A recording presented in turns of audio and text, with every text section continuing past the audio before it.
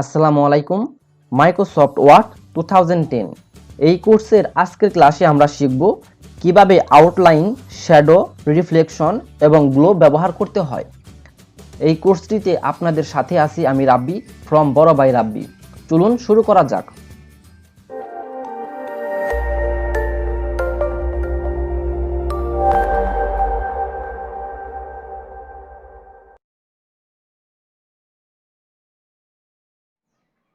এখন আমরা দেখব কিভাবে লেখার মধ্যে আউটলাইন, শ্যাডো, রিফ্লেকশন এবং গ্লো ব্যবহার করতে হয়।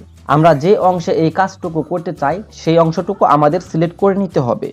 সো আমি সম্পূর্ণ অংশে এই কাজটুকু করে আপনাদের দেখাবো, তাই আমি সম্পূর্ণ লেখাটি সিলেক্ট করে নিচ্ছি এবং সিলেক্ট করার পর এই ইফেক্ট নামে যে অপশনটি আছে আমরা সেই টেক্সট ইফেক্টে চলে যাব।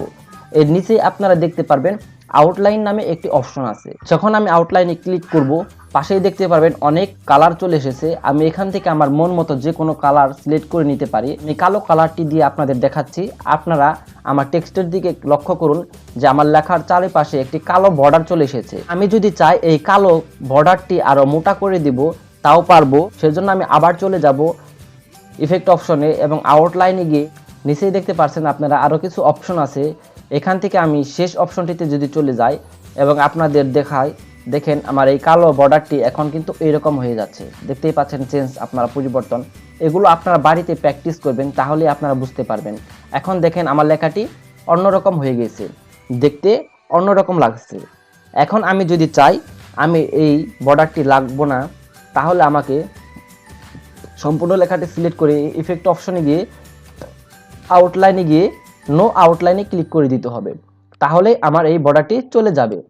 এবং এখানে আরো অনেক প্রকার কালার এবং ডিজাইন আছে, আপনারা এগুলো ক্লিক করে করে দেখে নেবেন। আমি এখন দেখাবো আউটলাইনের নিচেই দেখতে পাচ্ছেন শ্যাডো নামে একটি অপশন আছে। এই শ্যাডোতে যদি আমি ক্লিক করি তাহলে এখানে দেখতে পারবেন আপনারা আউটার নামে একটি অপশন আছে, ইনার নামে একটি অপশন আছে। সো আউটার হচ্ছে আমি যে শ্যাডোটা দেব সেই শ্যাডোটা আমার আউটসাইডে পড়বে, লেখার আউটসাইডে পড়বে। আপনারা দেখতে পাচ্ছেন আমি যখন এখানে চেঞ্জ করছি আমার লেখারও কিন্তু পরিবর্তন হচ্ছে।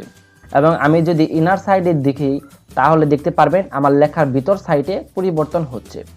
এবং তার নিচে দেখতে পারবেন আরেকটি অপশন আছে, আমরা যদি এটাতে ক্লিক করি তাহলে দেখবেন শ্যাডোটি আমাদের দূরে পড়ে যাচ্ছে। আমরা চাইলে পরে এখান থেকে এগুলো ব্যবহার করতে পারি আমাদের টেক্সট আরও সুন্দর করার জন্য। এখন যদি দেখেন আমার লেখাটি অন্যরকম হয়ে গেছে এবং দেখতে খুবই সুন্দর লাগছে। এখন যদি আমি চাই এই আউটারটি ব্যবহার করব না, সেজন্য আমাকে সম্পূর্ণ লেখাটি সিলেক্ট করে আবার চলে যেতে হবে টেক্সট ইফেক্ট নামে সেই অপশনটিতে এবং আমি সেখান থেকে শ্যাডোতে যাব। শ্যাডোতে গিয়ে উপরেই দেখতে পাচ্ছেন নো শ্যাডো নামে একটি অপশন আছে, জাস্ট আমরা এটাতে শুধু ক্লিক করে দেব, তাহলে আমার এই শ্যাডোটি চলে যাবে। এখন কিন্তু আমার টেক্সটে কোনো প্রকার শ্যাডো নেই। এখন দেখব কিভাবে আমরা রিফ্লেকশন তৈরি করতে পারি টেক্সটের মধ্যে। সেজন্য আমাদের সম্পূর্ণ লেখাটি সিলেক্ট করে নিতে হবে এবং সিলেক্ট করার পর আবার চলে যেতে হবে টেক্সট ইফেক্ট নামে সেই অপশনটিতে। নিচেই দেখতে পাচ্ছেন আপনার রিফ্লেকশন নামে একটি অপশন আছে। আমরা যদি এই রিফ্লেকশন নামে অপশনটিতে ক্লিক করে দেই, নিচে দেওয়া যে রিফ্লেকশনগুলো আছে আমরা যদি এটাতে ক্লিক করি দেখতে পাচ্ছেন আমার লেখাটি এখন অন্যরকম হয়ে গেছে। এবং আমরা যদি একটা একটা করে চেঞ্জ করি আপনারা দেখতে পারবেন রিফ্লেকশন তৈরি হচ্ছে আমার লেখার মধ্যে। আমি আমাদের মন মতো যে কোনো একটি রিফ্লেকশন এখান থেকে নিতে পারি। আমার এই লেখার একটি রিফ্লেকশন তৈরি হয়ে গেছে।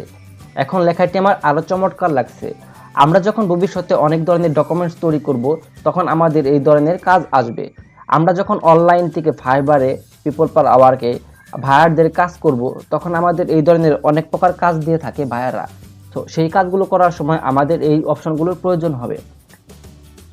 এখন যদি আমি চাই যে আমার রিফ্লেকশন রাখবো না, উঠিয়ে নিব, তাহলে আমাকে সম্পূর্ণ লেখাটা সিলেক্ট করতে হবে। রিফ্লেকশন নামে অপশনটিতে গিয়ে উপরে দেখতে পারবেন নো রিফ্লেকশন, এটাতে জাস্ট ক্লিক করে দেব, তাহলে আমার রিফ্লেকশন চলে যাবে। এখন আমার লেখাতে কোনো প্রকার রিফ্লেকশন নেই। সেজন্য আমি সম্পূর্ণ লেখাটা সিলেক্ট করব এবং টেক্সট ইফেক্টে ক্লিক করব এবং নিচেই দেখতে পাচ্ছেন গ্লো নামে আরেকটি অপশন আছে। এখানে যদি আমি ক্লিক করি আপনারা দেখবেন আমার লেখাটি চেঞ্জ হয়ে যাচ্ছে। আমার মন মতো এখান থেকে যে কোনো প্রকার গ্লো নিতে পারবো এবং আমার লেখার ডিজাইনটি সুন্দর করতে পারবো।